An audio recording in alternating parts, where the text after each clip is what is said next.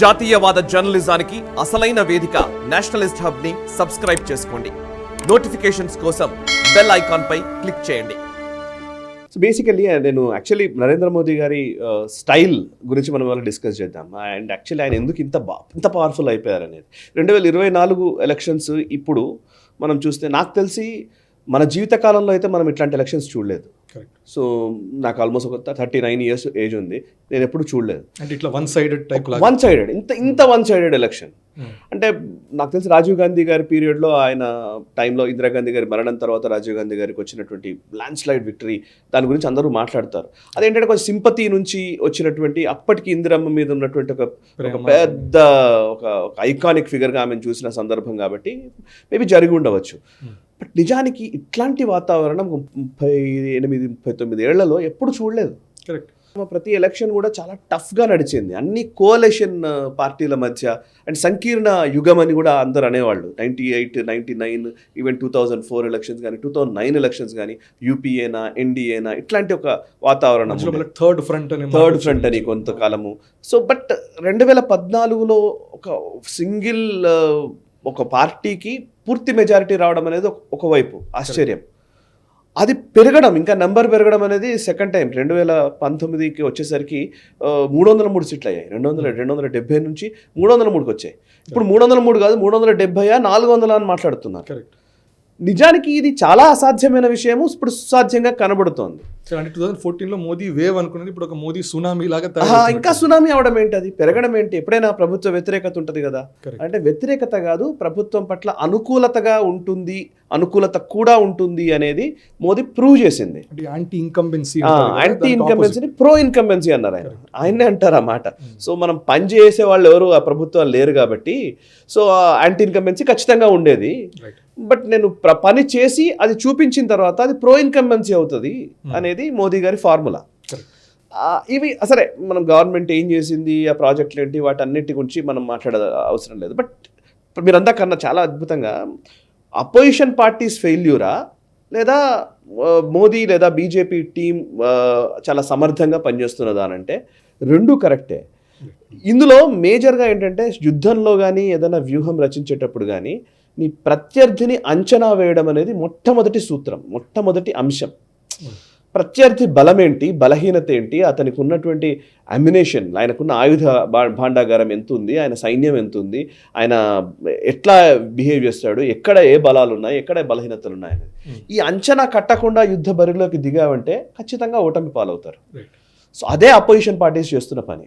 So వాళ్ళు ఏదైతే issues తీసుకుంటారో ఆ ఇష్యూస్ని ఈయన చాలా అద్భుతంగా తనకు అనుకూలంగా మలుచుకోగలుగుతారు.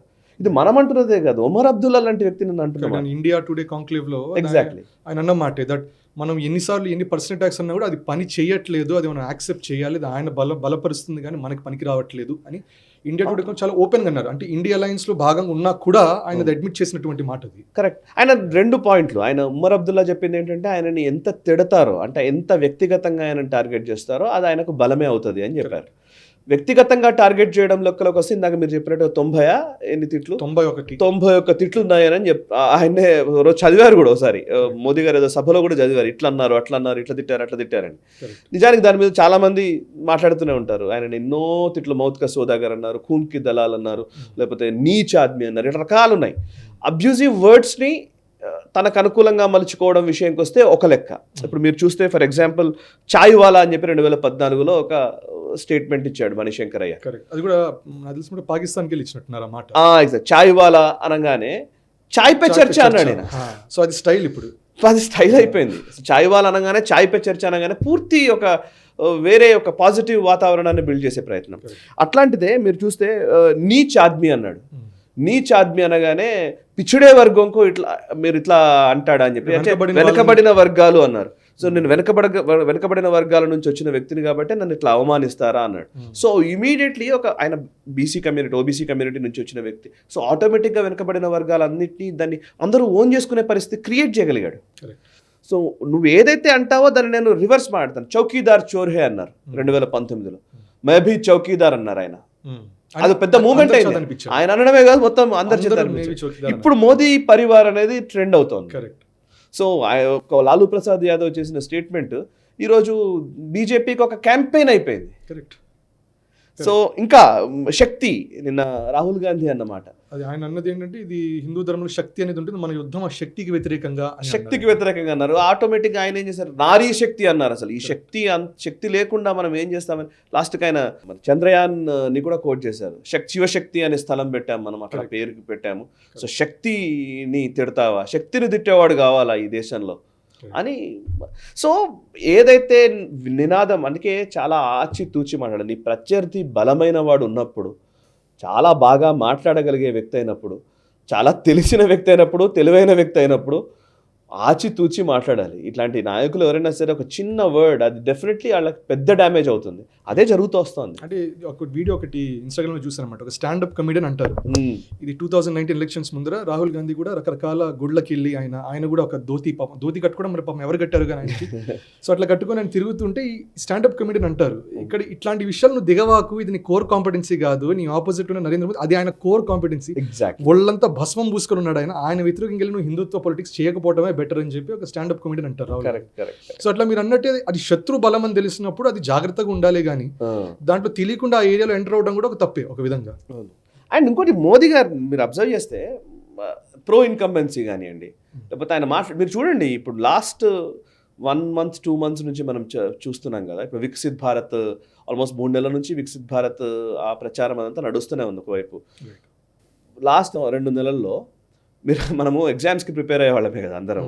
ఎగ్జామ్స్కి ప్రిపేర్ అయ్యేటప్పుడు ఏముంటుంది, మొదటిసారి పూర్తిగా సిలబస్ అంతా కంప్లీట్ చేయాలి, చేసిన తర్వాత మళ్ళీ రివిజన్ ఉంటుంది. సో ఒకసారి రివిజన్ చేసుకుంటే కానీ ఎగ్జామినేషన్స్కి వెళ్ళలేము. సో ఇప్పుడు నిజానికి ఆయన రివిజన్ పీరియడ్లోకి వచ్చేసారు. ఆయన ఒక దఫా ప్రచారం అయిపోయింది దేశం మొత్తం. మోదీ గారిది ఒక దఫా ప్రచారం అయిపోయింది. అన్ని జమ్మూ కాశ్మీర్ నుంచి కన్యాకుమారి వరకు ప్రతి రాష్ట్రంలో ఆల్మోస్ట్ ఎలక్షన్ ర్యాలీస్ అయిపోయినాయి ఆయన. ఎలక్షన్ ర్యాలీస్, రోడ్ షోలు, సభలు ఆల్మోస్ట్ అయిపోయినాయి. ఆయన రిపోర్ట్ కార్డ్ ఒకసారి చెప్పేశారు. ఇప్పుడు ఎలక్షన్ ప్రచారంలోకి పోతారు ఆయన. అంటే చెప్తున్నాను, ఆయన ఎంత 365 days 24 గంటలు ఒక మనిషి పని చేస్తే ఆయన్ని ఎదుర్కోవడం. ఇప్పుడు కాంపిటేటివ్ ఫీల్డ్లోనే కదా మనం ఉన్నది. ఒకరికి ఇంకొకరికి మధ్య వ్యత్యాసం ఎలా ఉంటుంది, ఒక వ్యక్తి రోజంతా చదువుతూనే ఉన్నాడు, వాడికి తెలివైన వాడు బాగా చదువుతాడు, బాగా జ్ఞానం ఉంది, తెలుసుకున్నవాడు, అన్నీ ఉన్న వ్యక్తి రోజంతా చదువుతూ ఉంటే ఓడించడం ఎలా కుదురుతుంది? అతన్ని బీట్ చేయడం ఎలా సాధ్యమవుతుంది? అంతకంటే ఎక్కువ జ్ఞానం ఉండాలి, అంతకంటే ఎక్కువ చదవాలి, అంతకంటే ఎక్కువ శ్రమిస్తే కదా నువ్వు ఆ కాంపిటీషన్లో గెలిచేది. సో మనం ర్యాంక్స్ ఎవరు మాట్లాడిన కాంపిటేటివ్ ఎగ్జామ్స్కి వెళ్ళే వాళ్ళు ఎవరైనా కానీ సో జనరల్గానే కదా, ర్యాంక్ని బట్టే కదా లెక్క. సో ఆయన టాప్ ర్యాంకర్ నీ వైపు నీకు ఎదురుగా ఉన్నాడు. సో నువ్వు అంతకంటే ఎక్కువ కష్టపడితే కానీ నువ్వు గెలవలేవు. మీరు అన్నట్టు ఆయన ర్యాలీస్ అని జరిగి ఇప్పుడు 2nd round 3rd round rallies జరుగుతున్నాయి. ఇంట్రెస్టింగ్. అట్లాగే ఇప్పుడు ఇండియా అలయన్స్ వాళ్ళది భారత్ జోడో యాత్ర పెట్టారు. అవును, ఇది మన నరేటివ్స్ గురించి కూడా మాట్లాడుతున్నాం కాబట్టి ఇప్పుడు దాంట్లో for example Rahul Gandhi first set of Bharat Jodo Yatra చేస్తుంటే ఆయన కశ్మీర్ వైపు వెళ్ళారు. నాకేం సెక్యూరిటీ అక్కడ ప్రొటెక్షన్ అక్కడ నిర్భయంగా మీరు తిరుగుతున్నానంటే దాన్ని కూడా బీజేపీ టీము, మోదీజీ వీళ్ళందరూ ఇంత నిర్భయంగా తిరుగుతున్నాం అంటే మేము ఏం చేస్తాం తిరగలుగుతున్నాం చూడన్నట్టు. ఎగ్జాక్ట్లీ అది కూడా వాళ్ళ ఖాతాలో వేసుకున్నట్టు అయిందన్నమాట.